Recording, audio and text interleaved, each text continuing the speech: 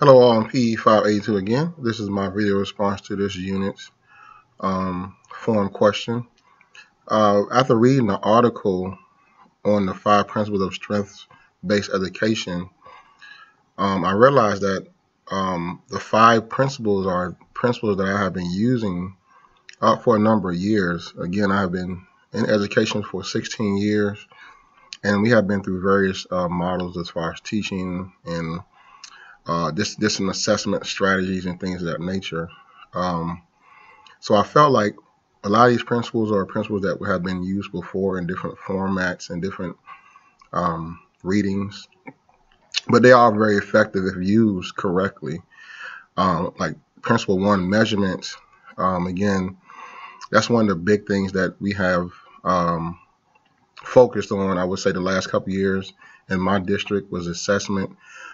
We have went to the FitnessGram as a form of fitness assessment for our students, which we based it on 5 components, and we do 5 tests as well: muscular strength, muscular endurance, flexibility, body composition, and then cardiovascular endurance, where the kids, perform the pacer, trunk lift, sit and reach, push-ups, and curl-ups. So, and then as well as a whole, we have developed each teacher teaches different and have developed their own assessments, because in our curriculum there's not a set assessment. So you have to be innovative and come up with your own assessments. I know for years I have developed different assessments that I use to bring out the strength of my kids, to understand where they're at and try to pull out what they have. So measurement is definitely very important. And I also measure myself on how I teach and go through my lessons. So I go back and review. I ask kids how do they enjoy it. I have no problem with getting any feedback from them. They will tell you the truth if they enjoy it or not. So my thing is, I'm here to help them make sure they have fun and enjoyment while they're learning how to be active in my class. Principle two, educators, how to individualize the strength of each student. That's very important, because you got to get to know your students for one.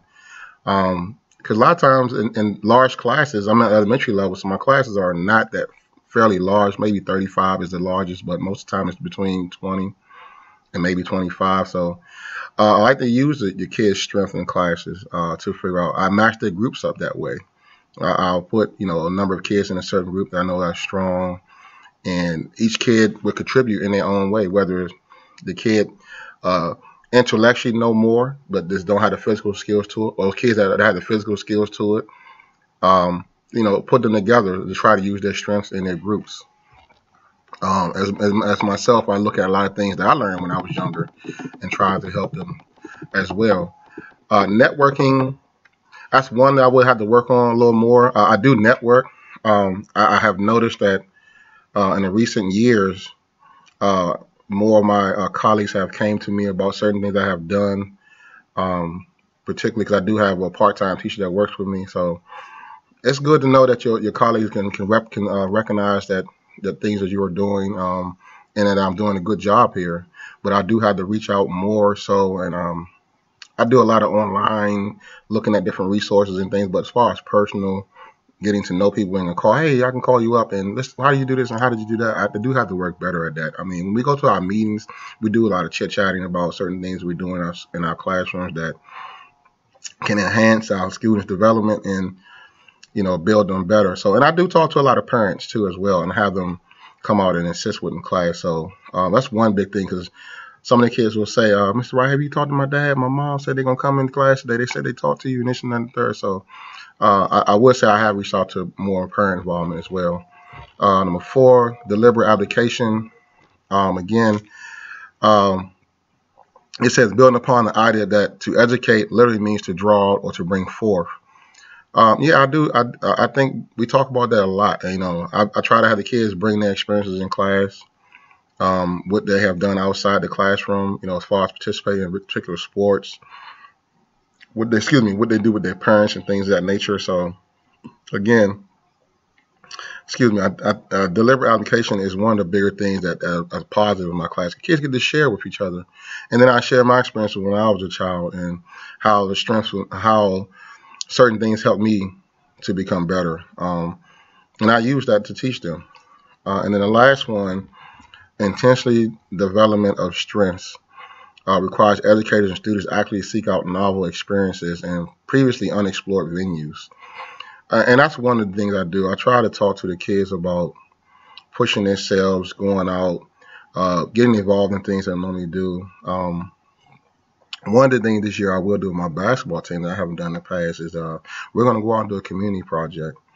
I'm going to try to use that to build on certain strengths that the students have and things of that nature. And then also my classes, again, I don't require them to keep a journal. They're so hard to keep up over time. So we do have a folder this year.